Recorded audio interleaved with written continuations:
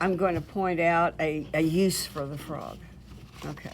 A use? Yeah. So let's just say the frog doesn't go the way. Oh, that's not the frog. Where'd the frog go? I had a little frog right here. Ah, there he is. Okay. So let's say the frog didn't go the way you wanted. And so I tore this one down into a smaller frog. And I made an accompanying thing here. And that's got even, this edge is the deckled edge right there. So now you have a lovely frog card to send to someone. You know, you can say, I wanted to send you a beautiful card, but this is all I had. I don't know what you do with it. But I'm just saying, there's, this, I like this effect. Yeah, it's something that I like to do. In fact, this was a previous piece. This is a copy, so it's a pretty bad looking copy. But this was a piece that was a poppy, and you can see the torn edge here, and then added on top of another piece. And so a lot of the time when the painting, you have a painting, it's not quite what you wanted it to be. Sophie, no, okay. That you have a painting, it's not quite what you wanted to be, or the whole thing isn't. Maybe you have a piece of it that you like. You can tear it out, and particularly, you can mount it on something else, and all of a sudden, it's pretty impressive. And just like he's impressive. Okay. So this is two stages that I'm going to try to demonstrate into one, and it may not work that way. So know that you're going to see. Well, we're fixing to find out because I haven't tried this way. Okay, I have here an elegant rider. I have two of them.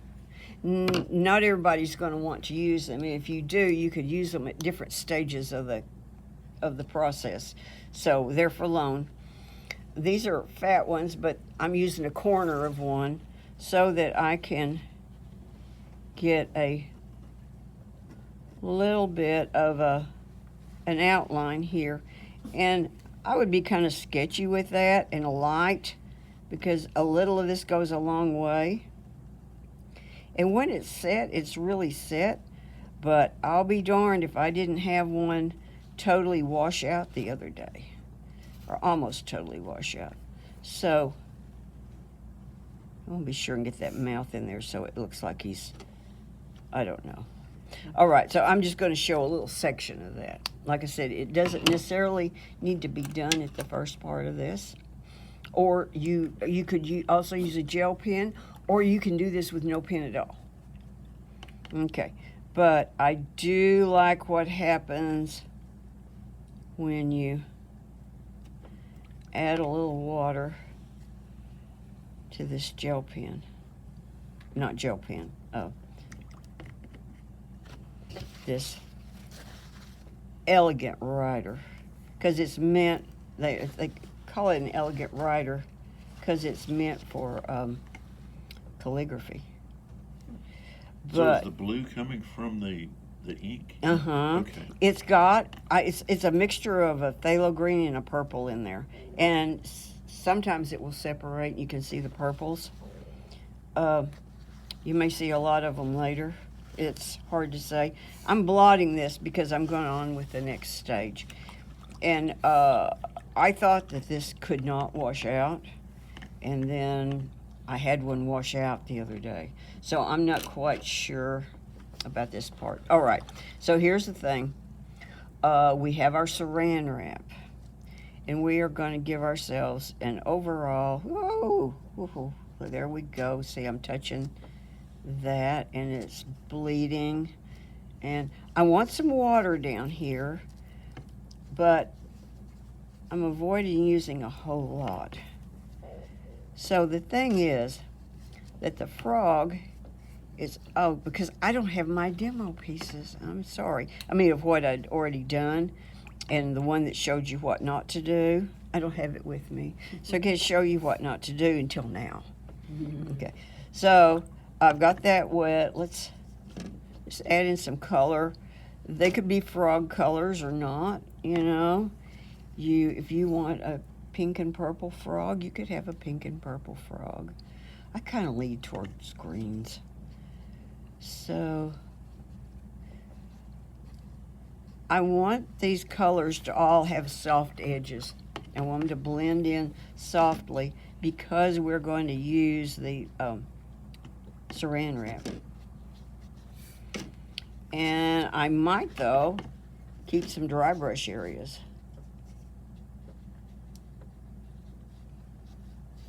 Okay. Boy, howdy. Now, the thing is that this has got to be wet enough. This is where it gets ticklish. It's got to be wet enough that your saran wrap's going to work. I just don't like that spot there. I think I'm going to make him prettier. Okay. So this is another reason you might want to pin this in first, is simply that if you've got a real light drawing, you may want to go over it in some way or another so that it doesn't wash out during this process. You know, be experimental, playful. Then you've got to do this while it's still wet, so I recommend pulling off a piece of this and taking it over to your work area before you start, because you want to get this on. Let's just crinkle it up a little bit before you lay it down.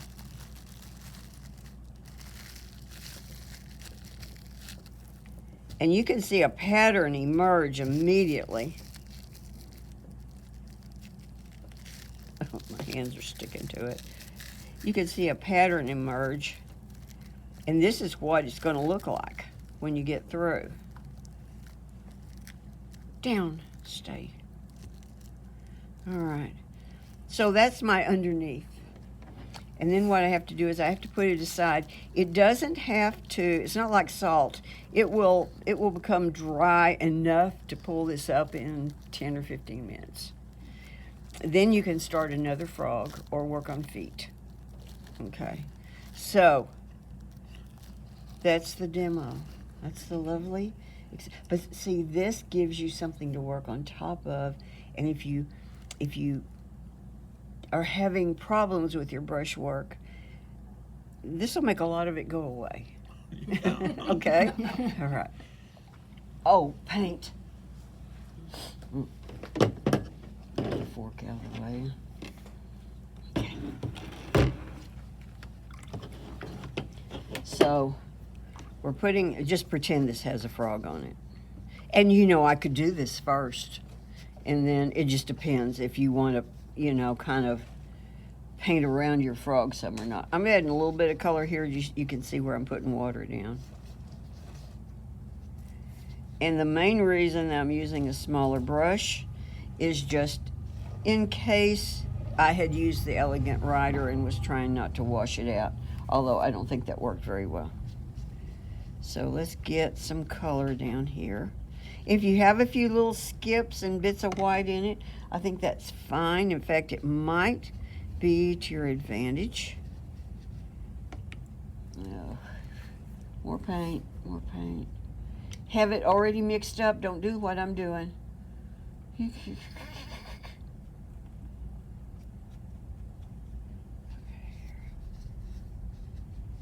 Green World. This is going to be Green World here. So, okay, so I've got a lot of paint here, and it's fairly wet. Oh, let's put a little gold in there. Why not? Yeah, why not? It's not really green till it's olive. Okay. Maybe that might be dark enough, I guess. Now here's the thing. A while ago, I said, you know, crumple this up.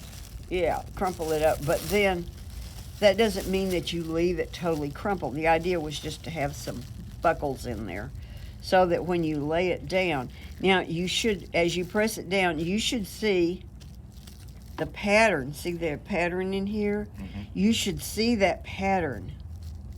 And if your thing is so crumpled up that you don't see a pattern, you're probably not going to get much out of it, is my guess. Now, it could be that I'm just not seeing everything. So, this over there. Don't mess it up now. I'll try not to. Okay. So now, I can hardly find my frog. Oh, I see. So let's see what to do with the frog. So this is sort of like a double exposure. You've got this thing that has no shape that means anything. And it's kind of ghosted in everywhere. And I noticed that once I've got a little bit of paint down here, the Elegant Rider doesn't want to mark as much. So I can actually press down a little bit harder now. And I'm not even saying that you want the Elegant Rider or that you need it. And again, I'm not doing the whole thing because there's no point in you having to watch the whole thing. Okay. But then let's see what we're going to do. Now, do I want my frog to come forward because the background's darker, or is the frog going to be darker? You know, and you choose. You may want some local color on that frog, in which case you may wind up making the frog darker. You could throw in a lot of leaves or shapes, you know. Obviously, he's got to be in some kind of environment. By the way, I did not mention before, but, you know, this limb that he's on needs to extend somewhere. And I wouldn't make it just straight over there, you know. I'd make it, oh, there's a bump, you know, a little bit of stuff happening. You can't even see some of my lines. So you can understand that you want to sharpen your image up however it needs it, you know. Okay, so I'm going to do what I think is the easiest thing. I'll take some of the same colors maybe, and I will start to put in a little bit of background, and probably some of that Elegant Rider is going to bleed into this too. So, you know, I might even want to make it feel like, you know, I could stamp a little bit there and make it feel a little bit leafy or something. So you can see the frog starting to emerge as I build some background around him.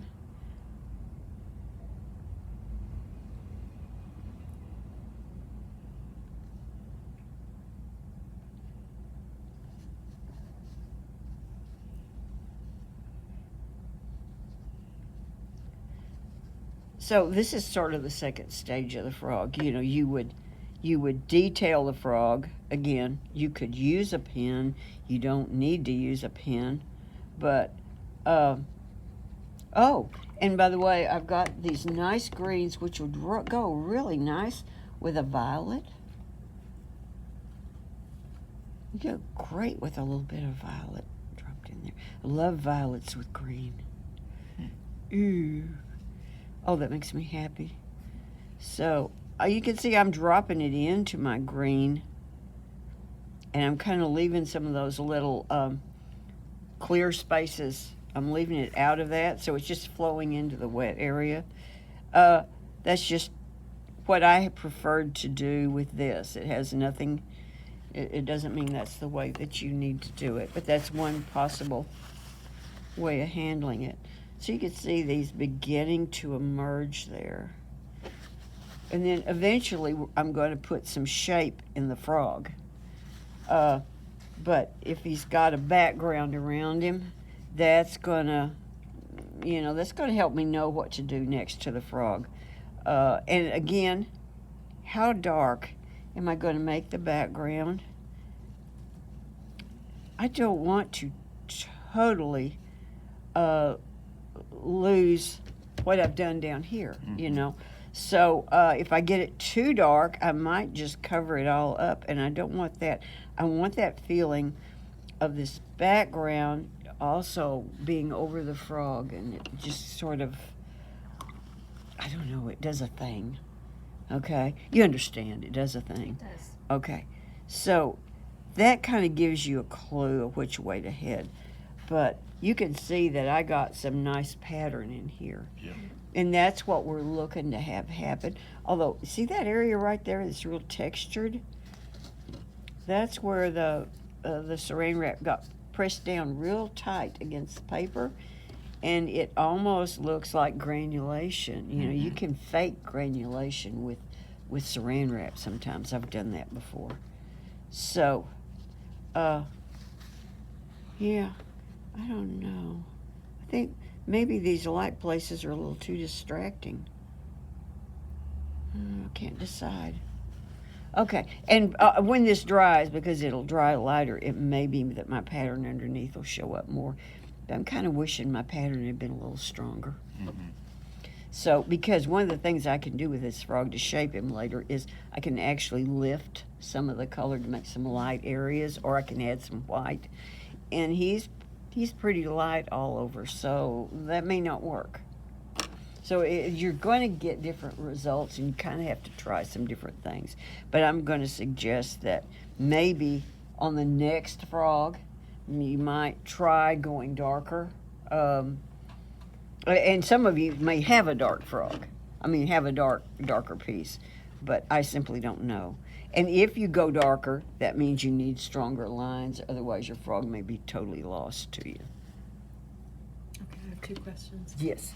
So after I remove saran, I go dry it. Right. Okay. Oh, yes. You want to dry it Dry it, before you okay, work on top before of we it. do that. Are we going to work on frogs next week too? I'm just wondering how much time we have. Okay. Yes. Okay. Yes. You have a lot of frog time. Okay, good. Creature.